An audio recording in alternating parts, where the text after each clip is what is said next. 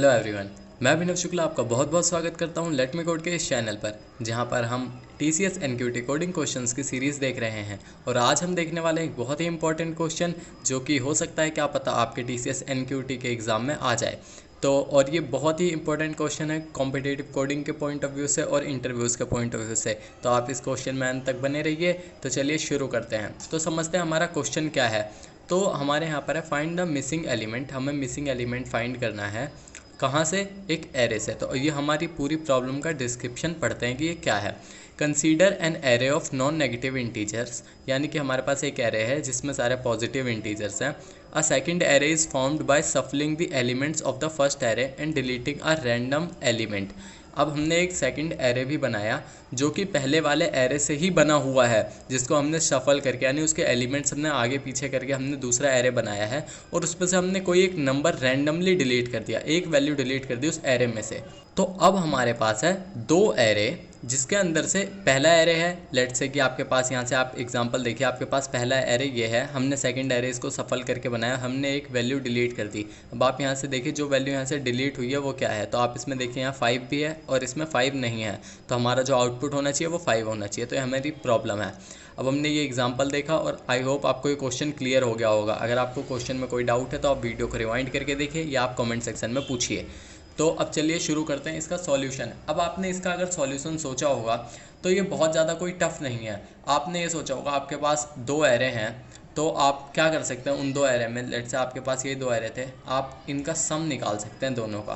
Late से आपके पास जितने भी एलिमेंट हैं आपने सम निकाला, आपका पहले एलिमेंट का सम आ गया सबका 20।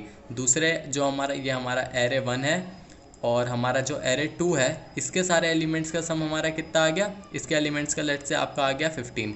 तो आप क्या करेंगे, इस सम में से ये वाला अगर सम माइनस कर देंगे तो आपको पता चल जाएगा कि हमारी जो वैल्यू है 5 वो यहाँ से मिस है। यानी अब अगर आप सारे एलिमेंट यहाँ पर अगर आप देखें तो सारे एलिमेंट अगर आप प्लस कर देंगे और ये सारे एलिमेंट प्लस करेंगे तो इन दोनों के बीच का डिफरेंस क्या होने वाला है, इन दोनों के बीच का डिफरेंस वही नंबर होने वाला है जो हमारा मिस होगा सेकेंड एरे में। तो आपने भी शायद यही इसका सॉल्यूशन सोचा होगा। तो अगर आपने ये सॉल्यूशन सोचा है तो बिल्कुल अच्छी बात है, आपने कोई एक ट्राई किया सॉल्यूशन अपनी तरफ से। लेकिन ये हमारे यहाँ पर ब्रूट फोर्स सॉल्यूशन ही होगा। आप देखिए हमने यहाँ पर फाइंडर फंक्शन बनाया और इससे हमने रिटर्न क्या कर दिया, sum of array 1 minus sum of array 2। अब ये हमारा रिटर्न कर देगा यहाँ पर 5। आप इसे रन करके देखेंगे तो आपका ये आ जाएगा। लेकिन हमें यहाँ पर इसको थोड़ा सा अच्छा बनाना है। ये तो एक पाइथन में ट्रिक हो गई लेट से। अगर आप देखेंगे कि दूसरे किसी लैंग्वेज में तो ये थोड़ा सा और बड़ा हो सकता है या आप इसमें थोड़ी दिक्कत आ सकती है, लेकिन ये पाइथन की एक छोटी सी ट्रिक टाइप की हो गई है जिसको आप शो कर सकते हैं। और अगर आप इसे इंटरव्यू में अगर शो करेंगे इंटरव्यूअर को तो वो इससे इम्प्रेस बिल्कुल नहीं होने वाला है। तो अब हमें इसका दूसरा सॉल्यूशन देखना होगा। अब इसका दूसरा सॉल्यूशन हम क्या सोचेंगे, अगर अब तक आप इसका कोई सॉल्यूशन नहीं सोच पाए हैं तो देखिए अब हमने क्या किया, हमने अपने फंक्शन में दो एरे इनपुट में लिए, हमने दोनों एरे को क्या कर लिया, शॉर्ट कर लिया। यानी कि आपका ये अगर एरे है तो यहाँ पर हम वैसे तो शॉर्टेड एरे ही पास कर रहे हैं दोनों, लेकिन अगर नहीं होंगे शॉर्टेड तो हम यहाँ पर शॉर्ट कर लेंगे। तो अब आपके एरे शॉर्ट है। अब हम क्या करेंगे, हम पहला नंबर लेंगे, दूसरा नंबर। अब हम दो एलिमेंट्स चेक करेंगे, num1 एंड num2। अब हम दो एलिमेंट्स लेंगे num1 एंड num2। अब यहाँ पर ये जो इसकी ट्रिक है पाइथन की, ये थोड़ी सी एक जो है, अगर आप ऐसी स्किल शो करेंगे अपने इंटरव्यूअर को तो इससे वो इम्प्रेस हो सकता है कि आपको पाइथन लैंग्वेज में नॉलेज है, कि आप ऐसी चीज़ों के बारे में जानते हैं जो पाइथन के अंदर एग्जिस्ट करती है। तो आपने क्या किया, जिप, यानी कि ये आपका जो मेथड है, ये आपके दो एरे अगर आपने पास किए तो सबके एलिमेंट्स के पेयर बना देगा ये। तो अब आप क्या करेंगे, अगर यहाँ पर num1 एंड num2, आपका पहला नंबर आपने लिया एरे 1 से 5, दूसरा नंबर लिया 5। अब आप चेक करें अगर मेरा नंबर 1 नंबर 2 के बराबर नहीं है, क्योंकि एरे शॉर्ट है, तो हमारा जो एरे शॉर्टेड है अगर, तो सारे एलिमेंट्स आपके सीक्वेंस में ही होने वाले हैं। तो आपने लेट से मैच किया, पहला नंबर है यहाँ पर 5 को मैच किया 5 से, ये दोनों क्या इक्वल नहीं है, लेकिन ये तो इक्वल है, तो ये कंडीशन फॉल्स हो गई। तो हम दोबारा यहाँ चेक करेंगे, यहाँ पर हमने 5 देखा, यहाँ पर 5 देखा हमने सेकंड नंबर पे, यहाँ पर 7 है, यहाँ पे 5 है। तो यहाँ पे हम तुरंत यहाँ पे जैसे ही इस कंडीशन में हम रिटर्न कर देंगे, हमारी वैल्यू क्या है, 5 जो है वो सेकंड एरे में हमारी मिसिंग है। और अगर आपको यहाँ पर कोई भी वैल्यू मिसिंग नहीं है, लेट्स से यहाँ पर भी अगर आपके इसमें इस एरे में भी अगर 5 भी होता और कोई वैल्यू मिस नहीं होती, तो हम एट लास्ट इस लूप से बाहर आके क्या यहाँ रिटर्न कर देते, -1, यानी कि लास्ट का जो एलिमेंट है हम वो रिटर्न कर देते।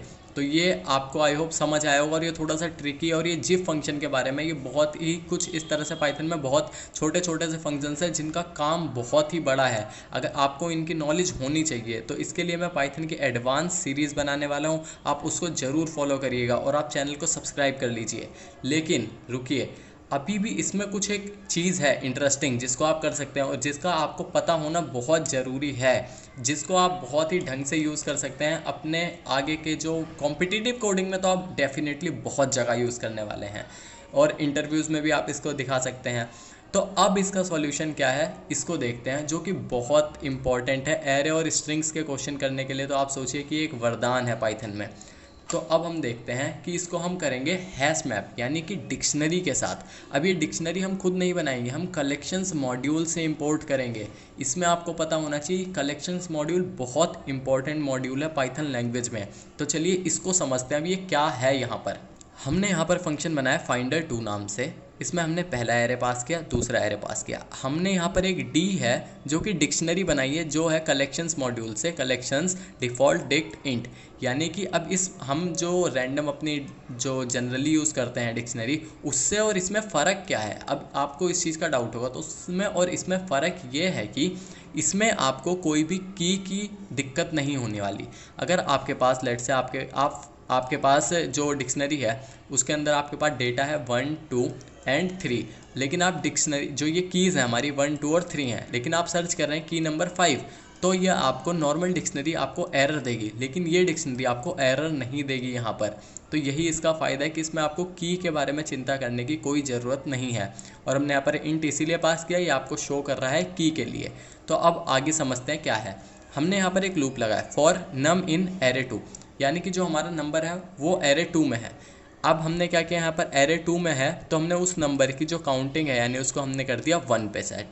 अब यानी कि हमारा पहला नंबर है लेट्स से 5, तो 5 हमारा एक बारी है। उसके बाद हमने यहाँ पर सेम चीज़ की एरे 1 के लिए कि जब तक हमारा नंबर क्या है, नम जो हमारा नंबर है वो एरे 1 में है, यानी एरे 2 में था और एरे 1 में है। तो अगर वो नंबर हमारे किस में है, एरे 1 में, और उस नंबर की जो वैल्यू है वो क्या है 0, तो हम उसको रिटर्न कर देंगे कि हमारा जो मिसिंग नंबर है वही नंबर है। लेकिन अगर उसकी वैल्यू 0 नहीं है, यानी कि की वैल्यू, और की यहाँ पर क्या होगी, जो एरे का एलिमेंट है नहीं है 0, तो हम उसको डिक्रीमेंट कर देंगे। अब ये इसी तरह से होने वाला है। लेट से आपके पास है 5 और यहाँ पर 7 है, और यहाँ पर आपके पास सेकंड एरे में 5 और 7 है। तो आपने पहले नंबर 2 में चेक किया तो 5 की वैल्यू यहाँ पर 1 हो जाएगी, यानी कि इसके साथ जो की है वो 1 हो जाएगी। उसके बाद आपके पास ये सेकंड एरे में आया, इसकी भी जो हमारी की हो जाएगी कितनी, 1, क्योंकि सेकंड एरे में 5 और 7 एक एक बार है। फिर हम इस वाले जब लूप में आए फॉर नम इन ARR1, यानी कि पहला 5, तो हमने 5 पे चेक किया कि 5 अगर 0 के इक्वल है, तो यहाँ पर अगर आप देखेंगे नम, तो इसकी की 5 के इक्वल नहीं है, यानी कि 0 के इक्वल नहीं है। आप इसमें जब काउंट करेंगे तो यहाँ पर हम इसको डिक्रीमेंट कर देंगे जो हमारा डी होने वाला है उसमें।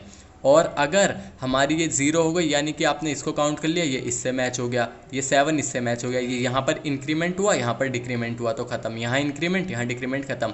लेकिन ये वाला 5 ये कहीं भी ना बढ़ा, सिर्फ एक जगह बढ़ा, लेकिन ये घटा नहीं, तो इसकी वैल्यू 0 से ज़्यादा होने वाली है, यानी कि ये 0 के इक्वल नहीं होगी, ये 1 होगी। तो यहाँ पर हम रिटर्न कर देंगे कि 5 है। तो आई होप आपको ये क्वेश्चन समझ आया होगा। अगर आपको समझ आया तो आप वीडियो को लाइक करिए, अपने दोस्तों के साथ शेयर करिए, और अगर आपको ये चीज़ें मेरा इस चैनल का कंटेंट समझ आ रहा है तो आप चैनल को सब्सक्राइब करिए। बहुत ही इंपॉर्टेंट वीडियोज़ आने वाली हैं जो आपके लिए बहुत काम की होंगी। तो अब मिलते हैं नेक्स्ट वीडियो में, तब तक के लिए बाय, थैंक यू।